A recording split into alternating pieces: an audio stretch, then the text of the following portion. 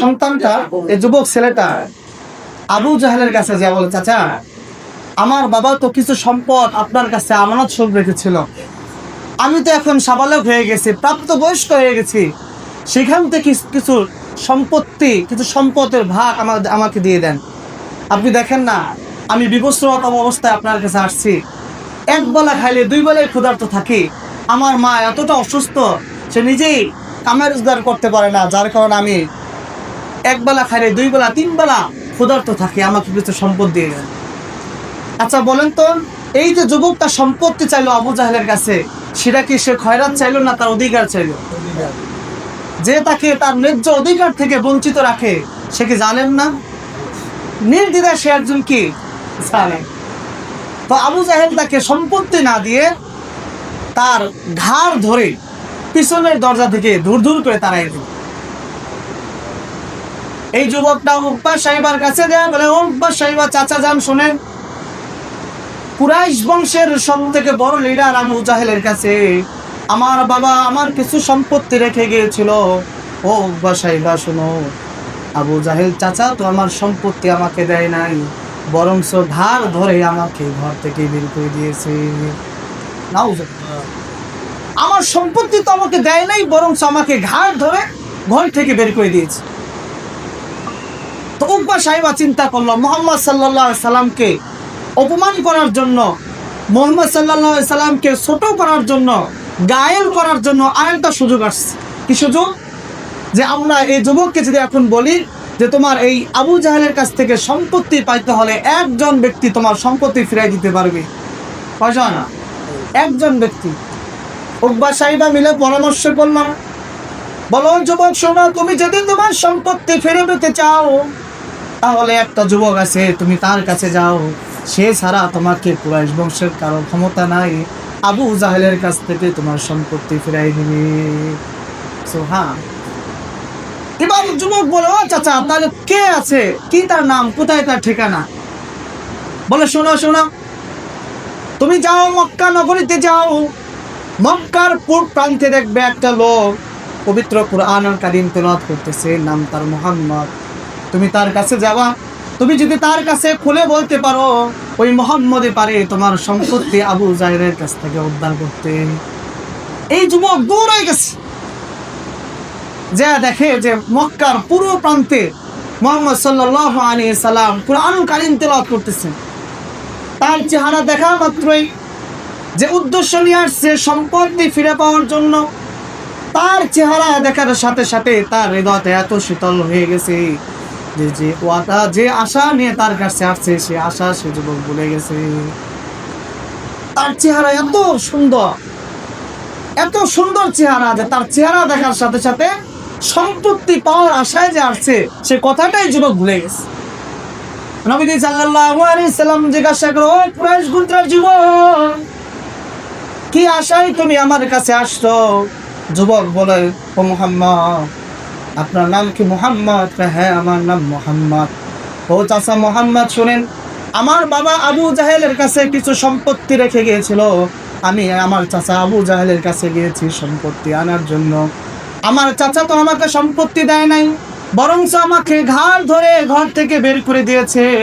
ও মুহাম্মদ চাচা, আমি তো শুনেছি উকবা সাহেবা বলেছে আপনি ছাড়া আবু জাহেলের কাছ থেকে সম্পত্তি কেউ উদ্ধার করতে পারবে না। সুবহানাল্লাহ। আল্লাহ নবী সাল্লাল্লাহু আলাইহি সাল্লাম পেরেশানি হয়ে গেলেন, হায় হায়, এমনি তো আমি মক্কার সমস্ত কুরাইশদের দুশমন, মক্কার যত মানুষ আছে সবাই আমাকে দুশমন মনে করে, এই মুহূর্তে আমি কিভাবে আবু জাহেলের কাছ থেকে এই এতিম সন্তানের হক আদায় করতে পারি? মক্কার অলি গলিতে তখন কি নবী সাল্লাল্লাহু আলাইহি ওয়াসাল্লামের কোনো বন্ধুত্ব ছিল? সবাই দুশমন। আপন চাচা সেও দুশমন, তার খেলার সাথে তাও দুশমন, ব্যবসা যাদের সাথে করতো তারাও দুশমন হয়ে গেছে। এই মুহূর্তে এই এতিমের হক কিভাবে সে আদায় করবে? আল্লাহ তাআলা সঙ্গে সঙ্গে কোরআনে আয়াত নাযিল করে দিলেন, ফাযালিকাল্লাযী ইয়াদউল ইয়াতীম, যে সমস্ত ব্যক্তিরা এতিমদের হককে আদায় করে না, এতিমদের হক মেরে খায়, তার থেকে বড় জালেম দুনিয়ার বুকে আর কেউ হতে পারে, ঠিক না? আল্লাহ নবী সাল্লাল্লাহু আলাইহি সাল্লামকে আল্লাহ তাআলা বললেন, ও মুহাম্মদ, আমি তো আপনাকে এতিম অবস্থায় পেয়েছিলাম, আমি তো আপনাকে খুব মিসকিন অবস্থায় পেয়েছিলাম, অতবার আমি আল্লাহ তাআলা তো আপনাকে সম্পদের মালিক বানিয়েছি, অতবার আমি আল্লাহ তাআলা আপনাকে সমস্ত উম্মতের সর্দার বানিয়েছি, সমস্ত নবীদের সর্দার আপনাকে বানিয়েছি। আপনার দ্বারা যেন কোনো এতিমের হক নষ্ট না হয়, আর কোনো এতিম যদি আপনার কাছে সাহায্য চায় আপনি তার প্রতি কোনো জুলুম করিয়েন না, আপনি তার সাথে কোনো খারাপ ব্যবহার করিয়েন না, আপনি তার সাথে রাগ গুসা করিয়েন না। আপনার বলেন তো, এই যে আল্লাহ তাআলা মুহাম্মদ সাল্লাল্লাহু আলাইহি সাল্লামকে বললেন, এটা কি শুধু মুহাম্মদ সাল্লাল্লাহু আলাইহি সাল্লামের জন্য নাকি গোটা উম্মতের জন্য? গোটা উম্মতের জন্য, যে এতিমদের সাথে খারাপ ব্যবহার করো না, তাদের কথা রাগান্বিত হয়ে যেও। নবী সাল্লাল্লাহু আলাইহি সাল্লাম এই যুবককে নিয়ে আবু জাহেলের বাড়িতে গেছে, চলো আমি তোমার সম্পত্তিকে আবু জাহেলের কাছ থেকে উদ্ধার করে দিব। বলেন তো, যখন রাসূল সাল্লাল্লাহু আলাইহি সাল্লাম এই সন্তানকে, এই যুবককে নিয়ে আবু জাহেলের বাড়িতে যায়, তার সাথে মানে 100 লোক ছিল? হ্যাঁ, কেউ নাই। রাসূল সাল্লাল্লাহু আলাইহি সাল্লাম আর এই কুরাইশের যুবক, এই দুইজন ব্যক্তি, বলেন তো এই দুজনকে মক্কার সব থেকে ক্ষমতাশীল সত্তা কোন ছিল? সব থেকে দুর্বল ছিল। এই দুই ব্যক্তি যখন আবু জাহেল বাড়িতে গেছে, যা বলছে, চাচা আবু জাহেল, শুনলাম আপনি তার সাথে খারাপ আচরণ করেছেন। আবু জাহেল এই কথাটাকে এত ভয় পেয়েছে, থর করে কাঁপতে কাঁপতে বলে, না ভাতিজা, আমি তার সাথে কোনো খারাপ আচরণ করিনি। বা চাচা, আপনি যদি তার সাথে খারাপ আচরণ না করে থাকেন, তাহলে তার সম্পত্তির হক যতটুকু আছে, তার বাবা যতটুকু সম্পত্তি আপনার কাছে রেখে গিয়েছে, সব সম্পত্তি তাকে ফিরে দেন। আবু জাহেল বলে, ভাতিজা শোনো, তুমি একটু ওয়েট করো, এর যত সম্পত্তি সব আমার ঘরের সিন্ধুকের ভিতরে আটকানো আছে, যত স্বর্ণ অলংকার ছিল, যত সম্পত্তি ছিল, সম্পত্তি সব দলিলগুলো রাসূল সাল্লাল্লাহু আলাইহি সাল্লামের হাতে দিয়ে দেয়। উকবা এবারে চিন্তা করে, হায় হায়, আমাদের লিডার আবু জাহেল কি দিন দিন দুর্বল হয়ে যাচ্ছে। মুহাম্মদকে পাঠাইলাম আবু জাহেলের কাছে অপদস্থ হওয়ার জন্য, অপমান করার জন্য, ছোট করার জন্য, অথচ আবু জাহেল মুহাম্মদ সাল্লাল্লাহু আলাইহি সাল্লামকে দেখে ভয়ে থরথর করে সমস্ত সম্পত্তিগুলো সব ফিরে দিয়েছে। আবু জাহেলকে বলো, আবু জাহেল, তোমাকে তো সব থেকে বড় ক্ষমতাশীল মনে করেছিলাম, সব থেকে শক্তিমান মনে করেছিলাম, তুমি তো দিন দিন দুর্বল হয়ে যাচ্ছ, কারণটা কি?